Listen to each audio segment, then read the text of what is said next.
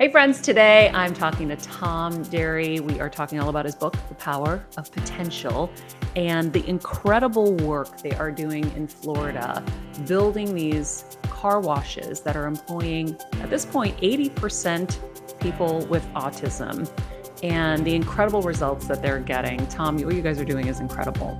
Thank you, Maria. And I'm really excited to speak to the Heal Squad today and show how these things not only work at a car wash, but can work for any business.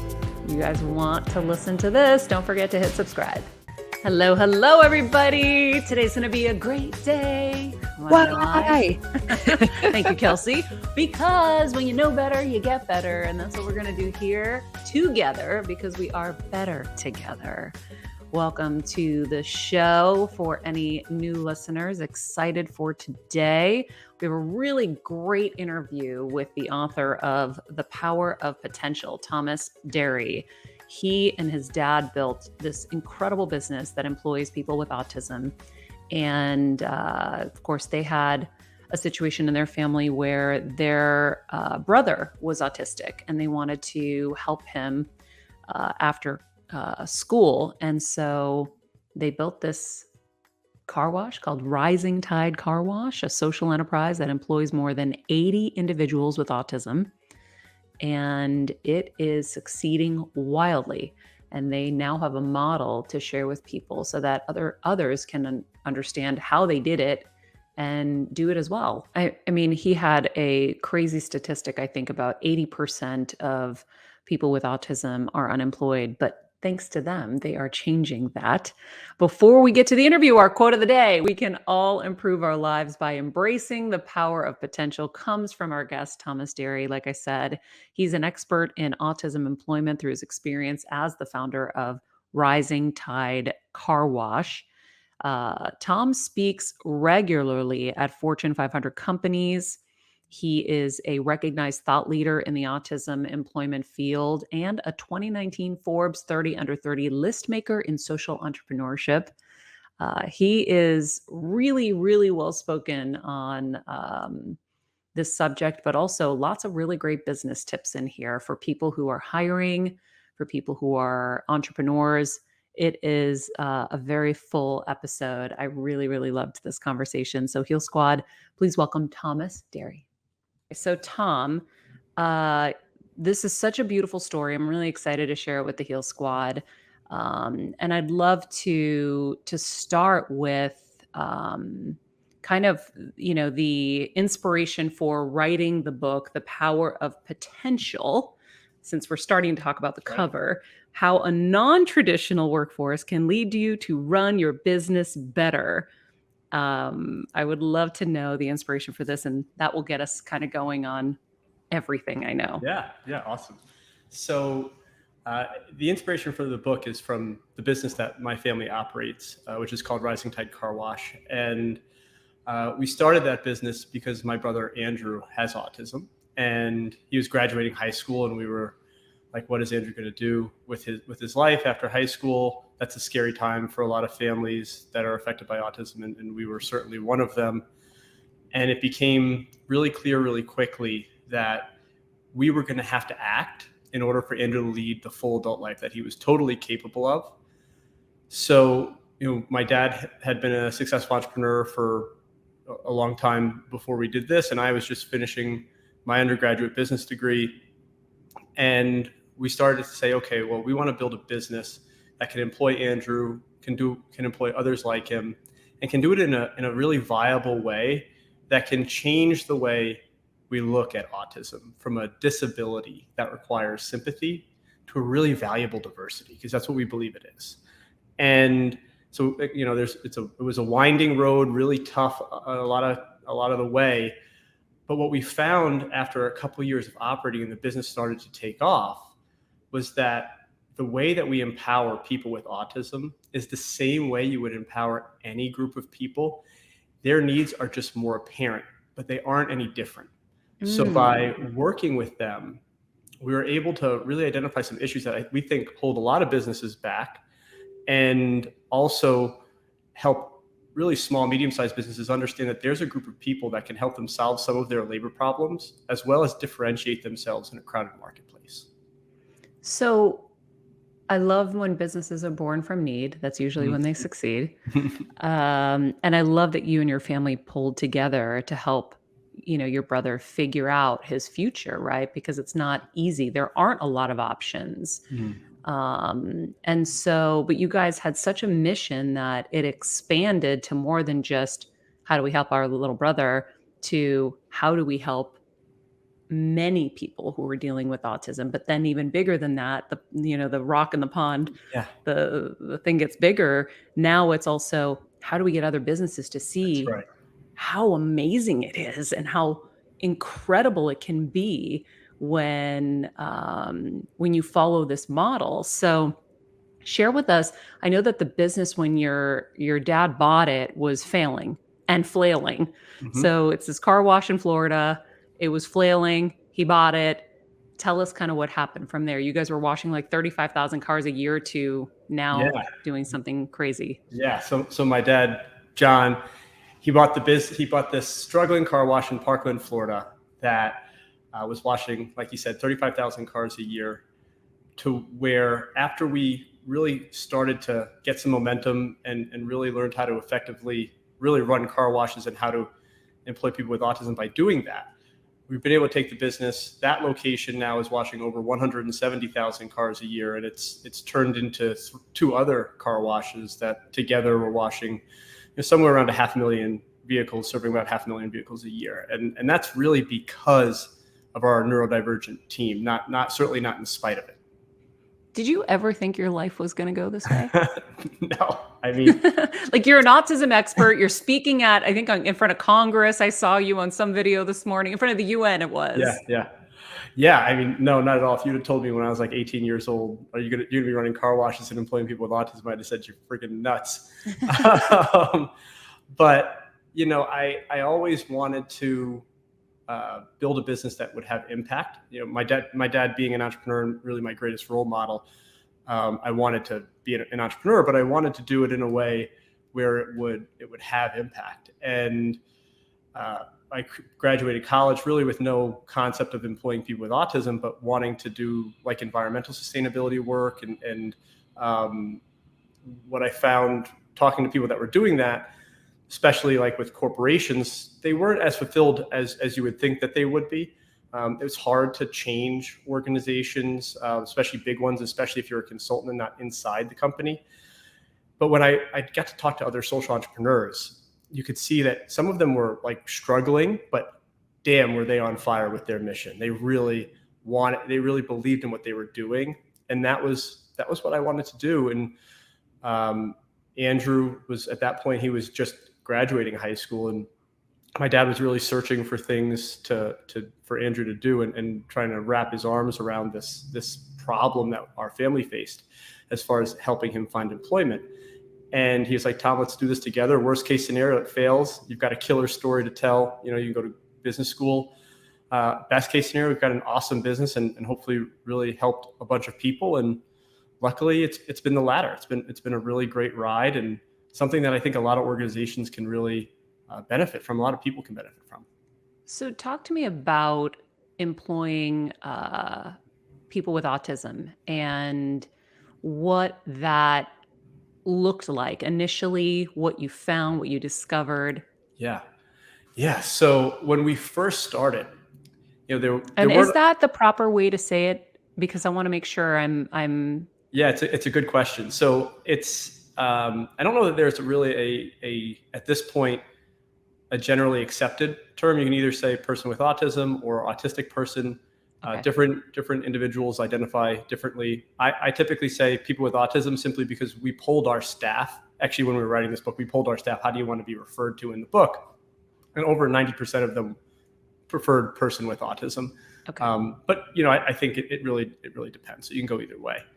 But when we were starting this, there really weren't a lot of other examples of businesses that had been founded to employ people with autism, specifically 80% people with autism in like a consumer-facing retail environment like us.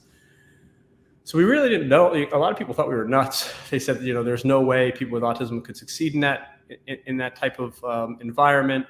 It's a team-oriented environment, and the general consensus was that people with autism work better in individual work.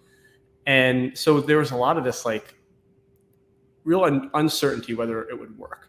So, I mean, we went out, we tested it.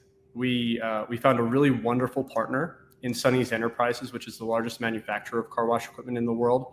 And their president and one of the founders had,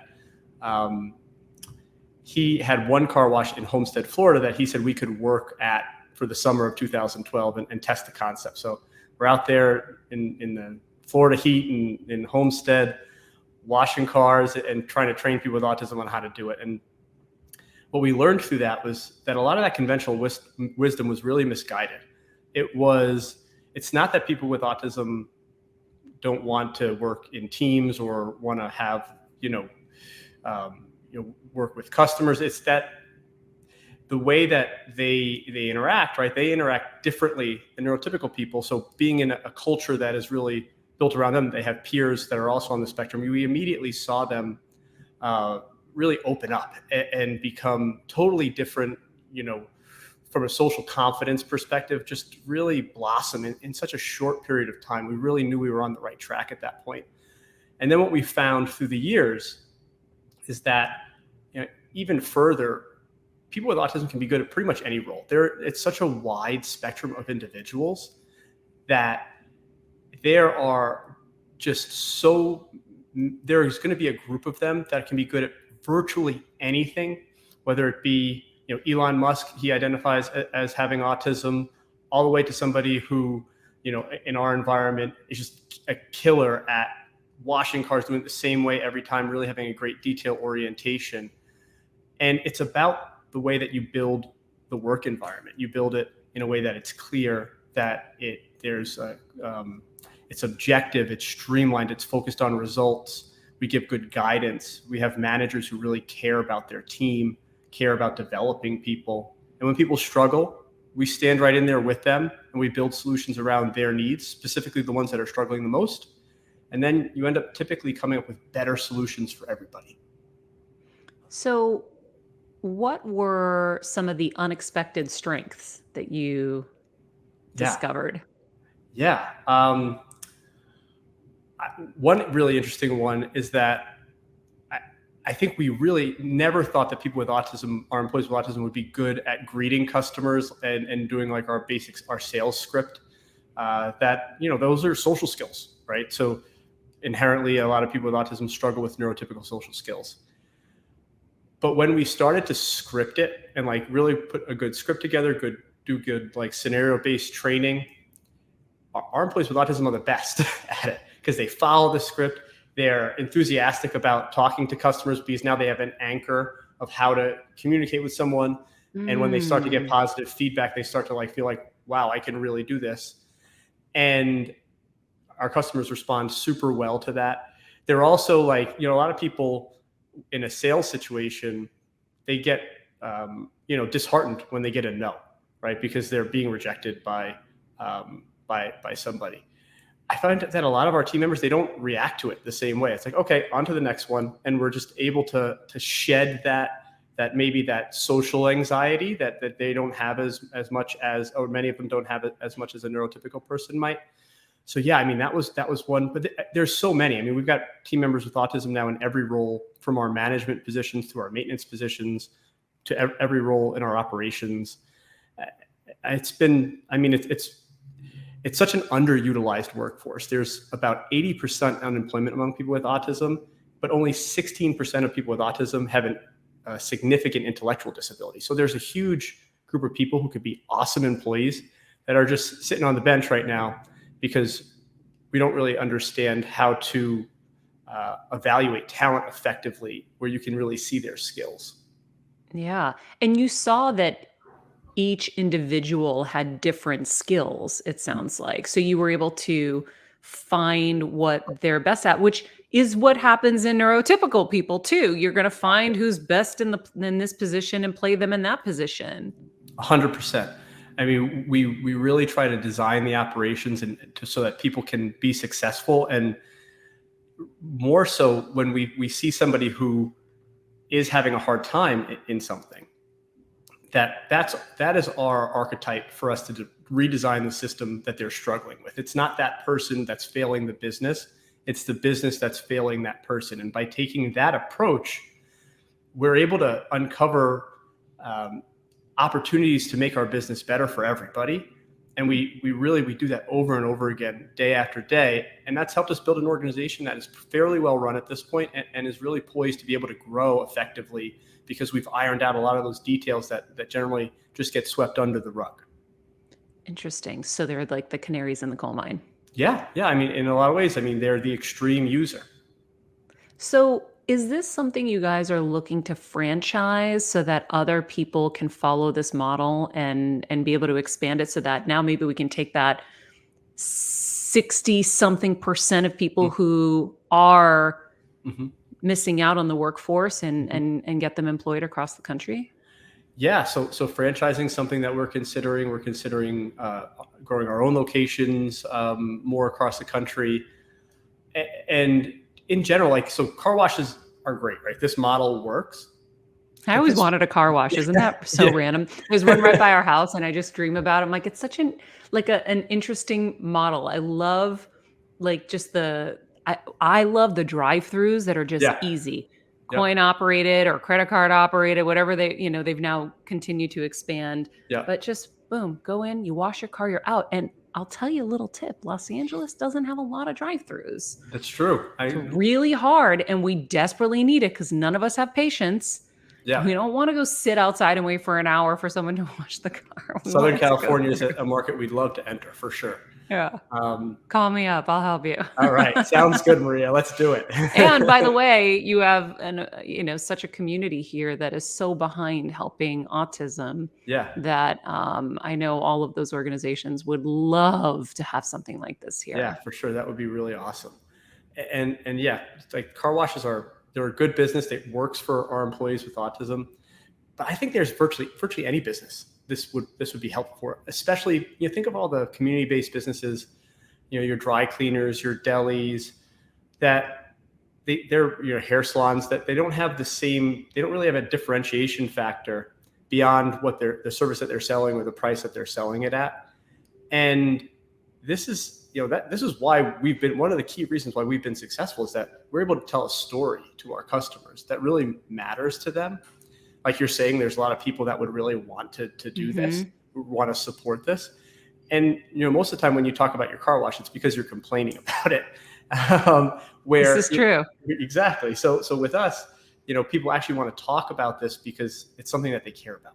I think that's really important. And I bet people leave with such smiles and so happy. Yeah, exactly. They get to be in an environment where you can tell that people really want to be here, that they care, they want to help our customers. There's very little apathy in our employees, and I don't think you really don't get that in a retail environment, right? So you don't get that anywhere. It's very rare. Yeah. Well, I'll tell you, when I was in Connecticut last summer, I happened upon a little breakfast restaurant. It was called the Victorian, and I didn't know what was going on. I walked in and I was like, "Oh, this is interesting." Sat down.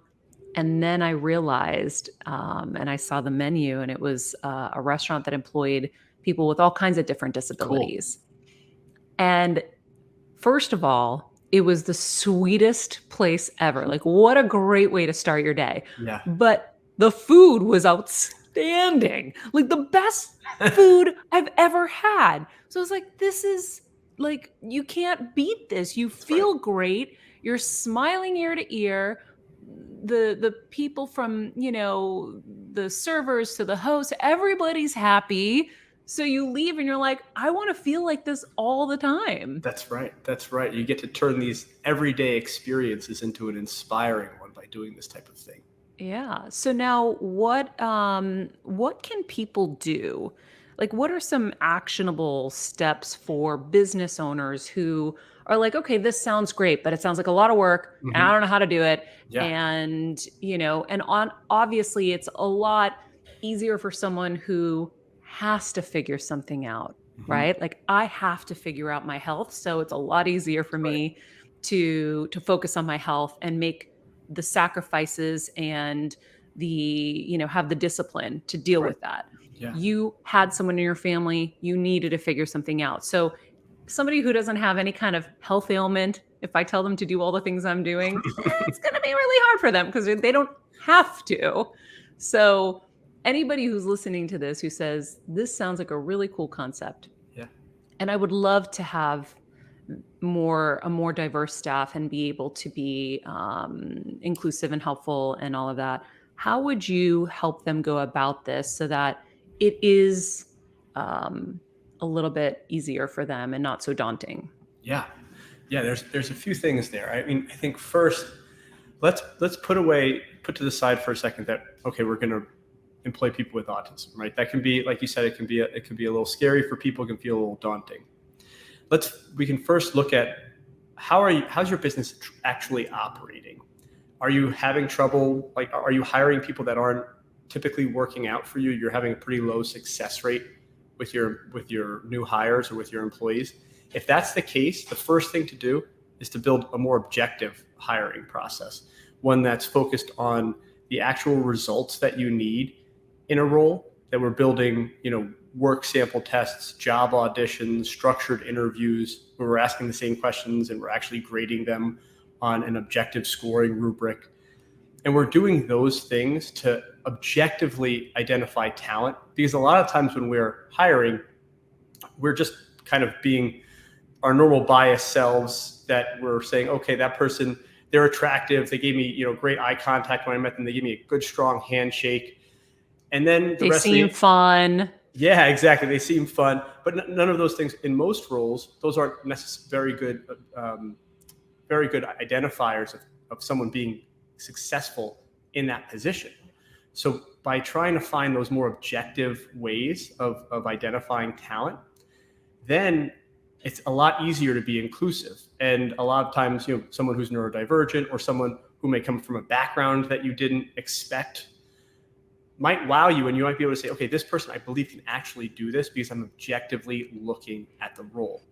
The other thing is, do the people in your organization, do they understand what their objectives are in their position, right? Have we structured the work to be clear and based on results, where a lot of organizations, I think it's over 50% of people struggle with ambiguity in their roles. So they don't know what they're supposed to do, and people with autism are going to struggle mightily there, but nobody brings their best selves to work when they don't know what they're supposed to be doing. They end up spending time doing things that aren't really effective or just simply stressing out. That's such a great point, because I sit here and I'm like, oh, well, then I have to do all the work to really lay it out. But guess what? You got to lay it out for everybody, or else you're going to have a mediocre result at best, probably. That's right. That's exactly right. And one of the cool things, it makes you better. Holy moly, this is so cool. It makes you better. It makes the whole organization run better. And if you're ready to take that step to try to think about actually employing people with autism, then design it as a test, right? Design it as a training program. That's typically what we recommend. So, okay, I've got this role that's difficult for me to fill. Let me build a training program around how to do this role. Let's invite some people in to do that training program. And that will help you structure it really well. So by going through that process, you're going to learn how to structure it. You're going to learn, well, what is the pass fail for this training program? So what are the actual measures that matter? And then you invite some people, with autism or neurodivergencies in, and you let them go through the training program. Worst case scenario, okay, you did the training program, it didn't work out. There's an easy way to move on. Or more likely, you'll find, wow, that person did awesome. I definitely want them on my team. And that's a good way to look at it, like a training program as a prototype for an autism employment program within an existing organization, and keying in on the roles that are the hardest for you to fill, because that's typically where the most value is going to come from.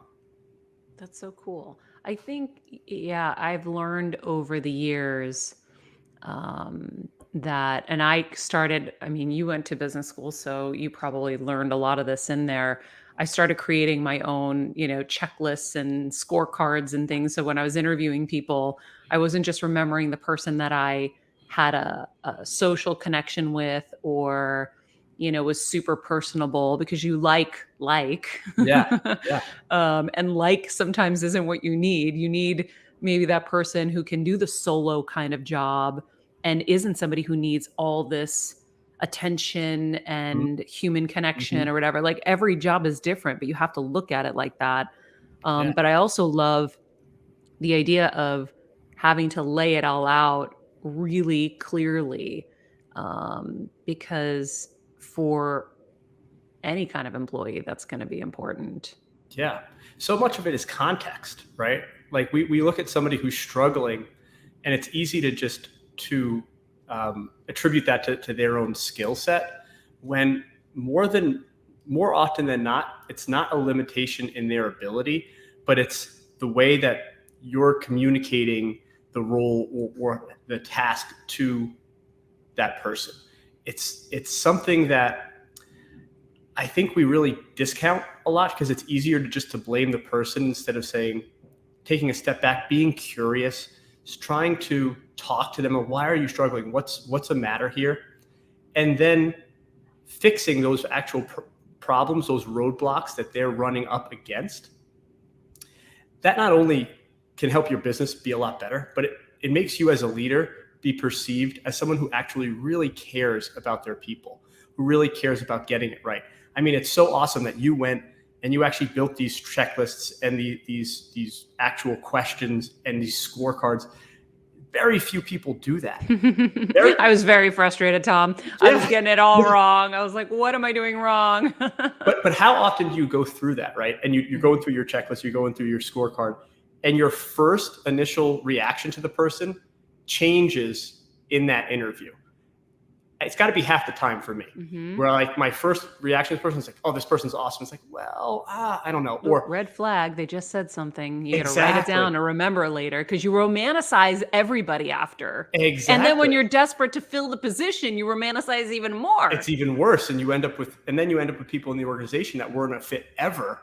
And those are generally the ones that stick around longer. And now you have to figure out what to do with them. Oh, and they're very hard to get rid of. That's right.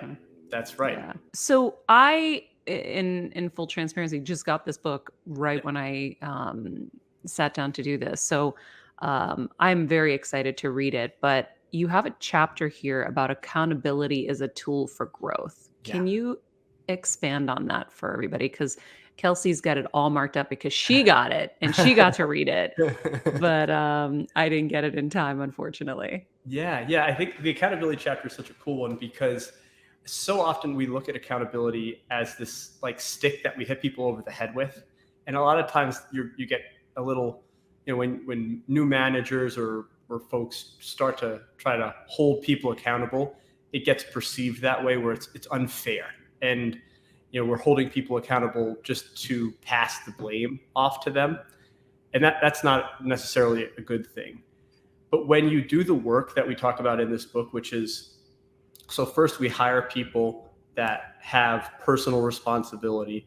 Then we are really clear about the expectations. We give them good training and good tools for them to be able to effectively do their jobs. And we build managers and a culture that is committed to helping people grow. So when people do fail, it's looked at as a learning experience instead of it being looked at as an opportunity to blame. Now we can use accountability as the ultimate tool for growth because we all need someone to hold us to a higher standard, right? We all can get lazy or we can get, our lives can make us lose sight of what's important. And we can use accountability to bring us back to center and to push us to take those next steps to stretch. And that happens a lot in our organization because because people know that we care about them and they care about their jobs. So people want to stretch. And that becomes, and it's something for me as a leader sometimes that I lose sight of too, because like I end up loving my people so much and believing in them so much that sometimes it's like, oh, well, that's okay. They'll get it next time. And that's me doing a disservice to that person. I have to constantly remind myself that being that like easygoing boss isn't actually helping them. It's helping them when you push them, right? When you say, I believe in you, I know you can do better. This is the goal. Let's figure out how to meet that goal together. Yeah, I love that. We do that all the time here. I'm always like, I could say nothing, but that's not how you're going to get better. That's not how you're going to grow. And I am a poor leader if I don't stop you and tell you that this isn't the way to do this, or this isn't the best approach or something. I first of all, you just rattled off so many things that you guys do that just is so impressive to me. And I want you to kind of go back and go into all the responsibilities, the clear expectations, all Yeah. of that, because I think that for all of us who are running anything, it's really important to know all of those steps. Yeah. Yeah. I'll tell a story about our early experience with the car wash. So we opened our first store. We had run a training program, like I said, to test the concept before then. But at this point, I knew nothing about actually running a car wash. I was the guy who couldn't even hold a pair of pliers, went to the car wash only when somebody wrote "wash me" on the back of my car. So it was. But I have to interrupt you only because I also love that someone let you go in and work in their business, Yeah. knowing you were trying to build that business. I think that a lot of us think we have to do it on our own and we have to figure it out on our own. But even that is a lesson in itself. Yeah, filling those knowledge gaps, right? Nobody goes into a new business knowing everything about their business. And especially if you're doing it with a mission and there's a higher purpose to it, people will help you. Paul Fazio, the gentleman who I mentioned earlier, who's the owner of Sonny's Enterprises, who owned this car wash, this guy, probably the most successful person in the industry. He built Sonny's from, I think when he took it over from his dad, it was a $5 million a year business. It's well into the hundreds of millions now. And he built a bunch of his own car washes. He sold those so he could focus on the manufacturing. But this guy took a meeting with me and my dad, who were just some, chumps off the street, pretty much. Like, oh, big deal. Like, they want to open a car wash. Lots of people want to do that. You want to employ people with autism? He thought we were nuts. But he was willing to listen. And when he saw that what we were trying to do was legit, like we were really trying to do this for the right reasons, he opened up his whole organization to us. They have a training program called Car Wash College. We went through all that stuff. There's a car wash college? There's a car wash college. Yep. Oh my goodness. Yeah, that's right. So we got to go through all of that. We got to use his store. He invested money into that location so we could test our interior cleaning processes there.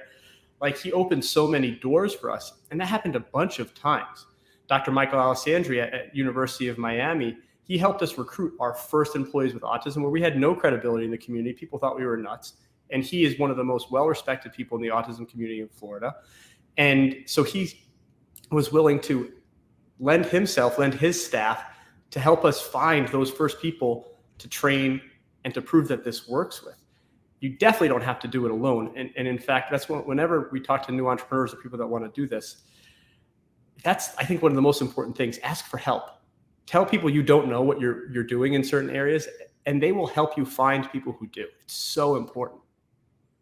I love that. That is a quotable moment for the show. Kelsey, I'm going to go to you because you did get to see this, read this. So tell me, jump in on any questions with Tom that you want to ask. Yeah, Tom, you set me up well, because the one question I was thinking was, for someone looking to start a business or someone who maybe they've just started it, you talk so much about like throwing out conventional thinking and bringing in the unconventional. Mm-hmm. So what are some other ways that people can throw out that conventional thinking, to really succeed? Yeah, I think that for new founders that are bring on their first employees, all the way to seasoned managers, one of the key learnings that we have is not to fire your worst employees. So the people who are constantly failing, that you're constantly seeing that there's a point of stress, point of friction in the organization. People like, oh, Jimmy messed up again. And there's like that eye roll, and you're just blaming Jimmy for all these mistakes.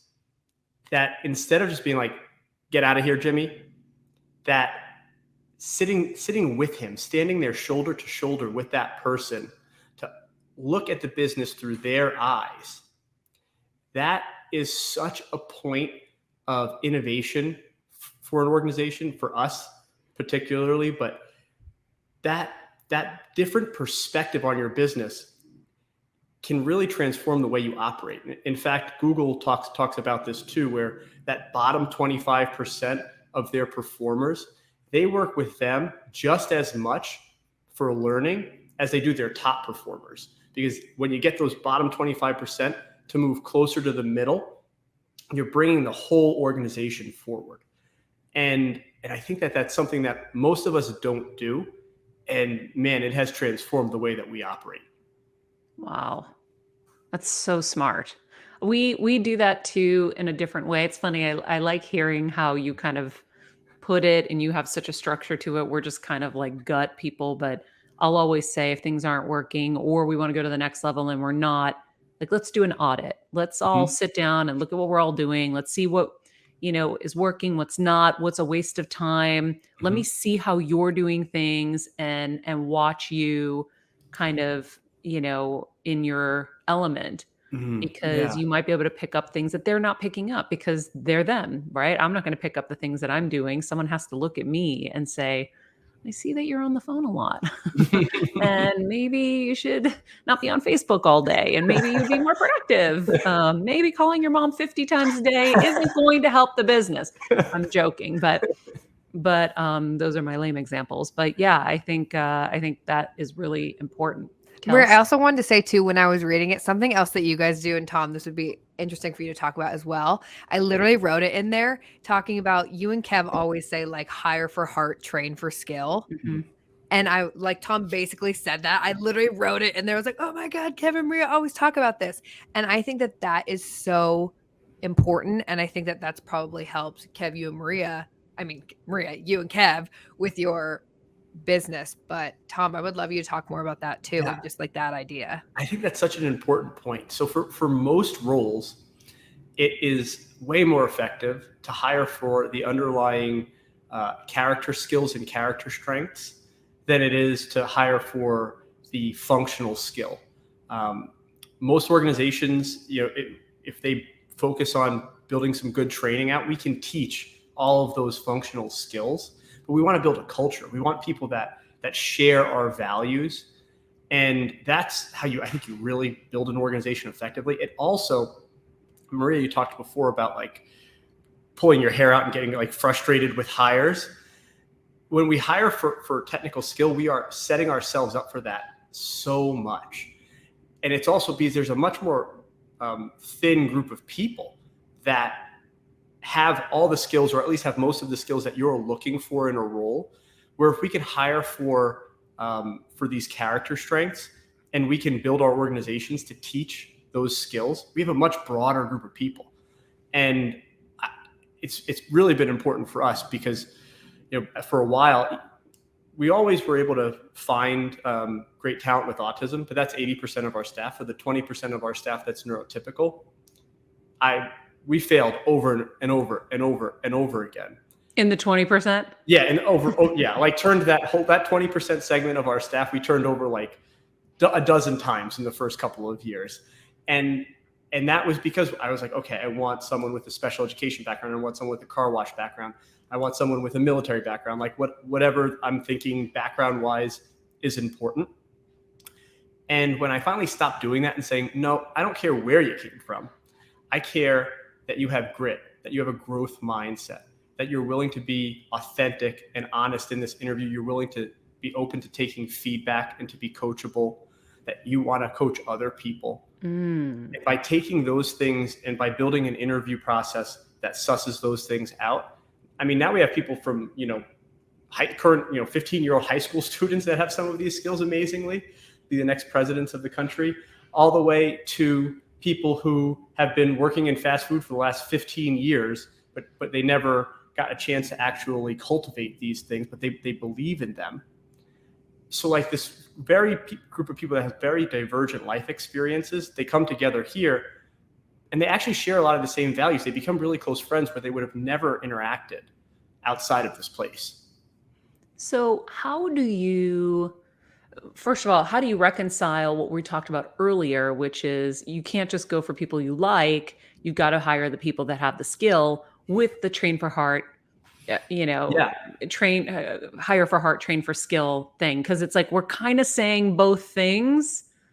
And Well, I know an audience is going to get a little confused because it's like, okay, so what do I do? Am I hiring for heart and then training for skill? Am I hiring people who have the skill? it's a good point, and I could absolutely see why it looks that way. But when we're talking about the hiring for heart, don't get that confused with your gut reaction to a person, because what we're talking about are these fundamental, like, root skills, the way that we learn, the way that we perceive failure, the way that we interact in a conflict situation, the way that we're willing to speak up when things get difficult. You're talking about all my questions in my chart. Yeah, exactly. Hey, that's good. That means you got a good one. Oh yeah. I worked really freaking hard on this one. Exactly. I mean, you learn those things through blood, sweat, and tears a lot of times, right? Yeah. Now I'm good. I don't really use it as much because unless it's like I'm nervous that I didn't ask the right questions. Yeah. But you have to figure out how people are going to handle conflict. Like when things go wrong, how do you react? And yeah, all of that. Right. But what's interesting is that if you go into saying, okay, I'm, like you're saying, I'm hiring for heart, but I don't have that checklist and I'm not thinking about critically what that means, it very quickly descends into the airport test, which is, would I like to be stuck at the airport with this person for the next 3 hours? And that is very quickly is this person like me? Did they go to the same type of school? Did they have the same type of life experience? Did they have the same sense of humor that I have? Those aren't getting deep enough into the actual skills that you're looking for, these actual underlying thought processes. That's the difference between saying, okay, well, if I like the person, that means they have the character skills that I want, versus if I ask these particular questions and they give these particular answers, I know, or at least have a very high degree of confidence that they are the type of person that will respond well in this work environment, in this role. So how do you find people that have the same values and kind of core beliefs? What do you guys do for that? What's your process? To find them, or when you're interviewing them, what are you looking for? Yeah. So when we're interviewing them, it's like some of the first questions that we'll ask is, tell me about a time that you failed and what you learned from it. Right. And that can be a telling question. Or especially if they don't have an answer because they've never failed. Yeah. I mean, and people say that, right? People will start like, oh, I don't really look at it. I don't really think I've had a lot of failures. Like, you definitely have. Mm-hmm. We all have. I've had plenty. But people also, like, they don't feel, a lot of times that's not feeling comfortable enough with who they are. To be honest. Exactly. And that's a whole different thing, right? So when they run up into failure in your work environment, which they are inevitably going to, they may respond defensively instead of with, okay, I messed up there. How do I do better? Which is what we all want to see, right? Mm-hmm. They may also get defensive and blame other people. And if you hired them for a management position, that can be really tricky, right? You don't want managers who are going to start blaming their staff or external circumstances for why they aren't doing so well. And so that's a big one. Asking about, how do you give feedback to another person? That can be really good too. Sometimes people will show you that they're not really comfortable being direct, right? And that's so important, like we were talking about before, right? Being a good leader means I'm willing to be direct with you about where we came up short so you can improve. That's, Kim Scott calls that radical candor. And it's so important. I mean, it's such an important thing. And so, like, we ask those questions, a lot of, scenario-based questions too, where if somebody doesn't have a lot of life experience or hasn't been in a leadership role, asking questions like, if this happened, if a team member was falling behind and constantly moving slower than the rest of the team, how would you handle that situation? Versus tell me about a time where you had to give difficult feedback. We might ask both of those, but you're giving people space at that point who haven't necessarily been in a leadership role to answer those questions. And it kind of broadens the pool a little bit there too, by changing the way we ask them. So cool. I love this. I love this for the Heal Squad, who's going to take all of these little interview tips and run with it. It makes me think, Kels, that we should do one of our events where I share my checklist and questionnaires with everybody, because it is really helpful to remember, especially when you have to interview multiple people for something like more than 3 people. You're never going to remember anything. I am so impressed with what you guys have done. I think it's so amazing. And I know you guys have been highlighted by so many. I saw your pieces on Nightly News with Lester Holt. I used to work for Nightly News years ago. So that was beautiful. And they did a follow-up too. So there were 2 stories there. What you guys are doing is incredible. And you're really setting an example for so many people to be able to follow. And I think this is great work. If we can be helpful in any way, obviously, especially in the LA area, I'd invest in that in 2 seconds. Awesome. Yeah, maybe. I mean, that's like I said, Southern California is a place we'd love to be. Yeah. Well, we are here anytime. And thank you for what you guys are doing. It's really cool. Awesome, Maria. It was a pleasure to speak with you. I'm so excited to get this type of information, these stories out to the Heal Squad. And congrats on the book. Oh yeah, I didn't get to ask you. So who designed the cover? So HarperCollins designed the cover. They did. And they did. I love that cover. They did an awesome job. They really did. I love it. I did my first book with them, but I designed my cover. So a little. I'm sure it came out awesome. Yeah, it was good. I can't draw. I have no design chops at all. Well, congrats again, guys. The book is called The Power of Potential, and we will put a link of that in the summary of this episode. Tom, thanks so much. Thank you, Maria. All right, friends, that does it for us today. I hope that inspired you. I hope it helped you. If it did, leave us a review on Apple Podcasts or Spotify or wherever you listen to it. Just click the link below in the summary and it will take you right to it. Also, we have our merch, our Heal Squad merch up on mariamenounos.com. Don't forget to buy yourself a Heal Squad mug. Pretty cool. I love it because I look at it as my way to kind of remember that I'm on this healing journey and healing from everything and anything. In the meantime, be nice people, make good choices, and be present. This podcast and all related content published or distributed by or on behalf of Maria Menounos or mariamenounos.com is for informational purposes only and may include information that is general in nature and that is not specific to you. Any information or opinions expressed or contained herein are not intended to serve as or replace medical advice, nor to diagnose, prescribe, or treat any disease, condition, illness, or injury, and you should consult the healthcare professional of your choice regarding all matters concerning your health, including before beginning any exercise, weight loss, or healthcare program. If you have or suspect you may have a healthcare emergency, please contact a qualified healthcare professional for treatment. Any information or opinions provided by a guest expert or host featured within website or on company's podcast are their own, not those of Maria Menounos or the company. Accordingly, Maria Menounos and the company cannot be responsible for any results or consequences or actions you may take based on information or opinions.